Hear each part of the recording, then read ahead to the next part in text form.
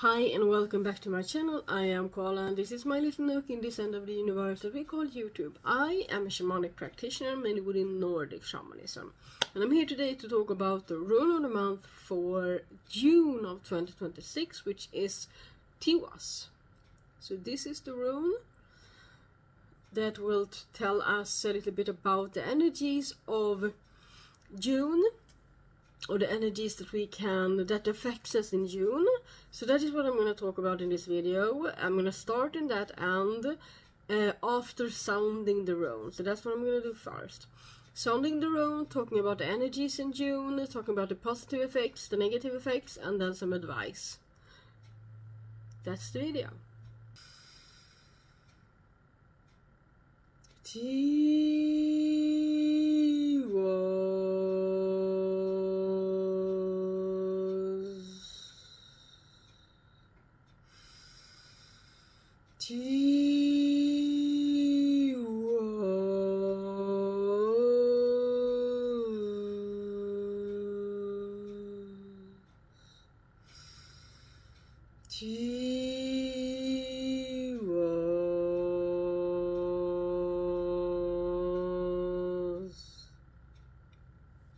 Okay, so the energies of June.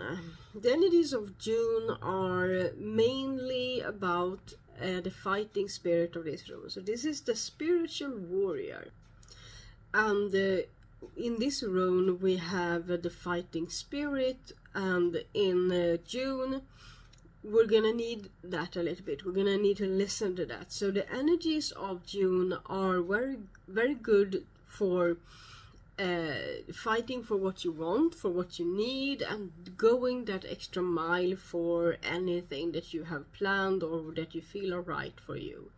So this is about all aspects of life. That if there are some things that you haven't really gotten to, or processes that you are in the middle of, or projects, and you are ready for that next step, then this is the time to act on it, to really fight for where you want to be or where you want to go.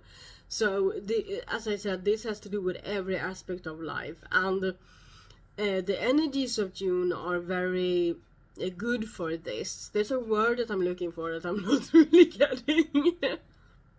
We can say that the energies of June are promoting this fighting spirit within us, and so everything that we, as I said, that we are in the middle of, everything that we need to fight for, and as soon as you feel this little extra urge to do something, it's a good time to act on it. And if you feel some resistance, it's a good time to, push through that, or take care of it in some way so that you can achieve what you want to achieve. With that said, there are things that you might have to fight for in June that won't be noticeable until later. So an example of this is that we have the spring equinox. If we live cyclically, we have the spring equinox where we set intentions, and if you set intentions for this year, even if you did it well before the spring equinox, in June it's the time to really work to manifest this, to fulfill those intentions so that you can harvest in the autumn. So this is all aspects of life. And if you have children, and maybe it's about school, maybe you have children with special needs, or it just needs to be heard and seen in any way, and you want to fight for that, but you're like, oh, maybe I should wait until August or September, or whenever school starts after the summer vacation where you are, then I would say no. Do whatever you're thinking of doing, do it in June, because June is a month that is very good for all of this. So act on it now. And the fighting spirit can be utilized on all levels, whatever you're thinking about. So you can work with it on a spiritual level with ceremonies and that symbolic language that we use when we want and need something, and we can meditate on things, we can visualize it. But visualization is also part of the mental level, of the psychological level, to visualize where we want to be and where we want to go, and also work on maybe our behavioral or thought patterns of any sort that hinders us. And then we have the physical level, where we take tangible steps forward, practical steps forward. So wherever you are in any process, when you feel like, oh, this is the next step, maybe I should do that now, yes, you should. And so those are the energies of this month. This fighting spirit is kind of working it to our advantage, right? So the positive effects of these energies in June are that we have this fighting spirit, and we can go, a long way on our own journeys when we listen to it, when we gather the courage that is within this fighting spirit, and really take action on all levels, or on the level that is, current for the situation you're in. So it's a good month to fight for what you want. So that's the positive effects of this. The negative effects of this can be that we get stuck in our anxiety and maybe feel like, well, I should, but do I want to? I should, but I don't have the energy. And you feel like you're just, being in your own way in some way. And when this happens, my advice is to sit with it and really,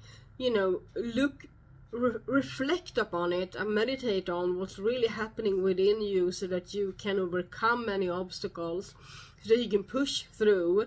And maybe it's time for you to ask for help. Maybe you can achieve something, but you know that you need a push, you need some help with any aspect, and you're thinking, well, it will take longer, I can't do it myself, I want to do it myself. It will take longer, it will be harder, but I want to do it myself, or I can get the help, but it will cost me in this way or this way. June is the time to ask for help, to ask for any help that will push you a little bit further on your way forward. So we can also get stuck, behind obstacles because maybe the path isn't right for you. Maybe there are other people around you that are pushing you in different direction because they think that is what you should do, or anything like that. Or maybe you have set yourself on a path that you're like, but is this really right for me? And for that I have the same advice, to sit with it, meditate on it, and really figure out and reflect upon, is it the right for you? Is it something that you should not be doing because it's not right for you? Or is it something that someone else wants you to do because it helps them? And if that is the case, is that something that you can give them?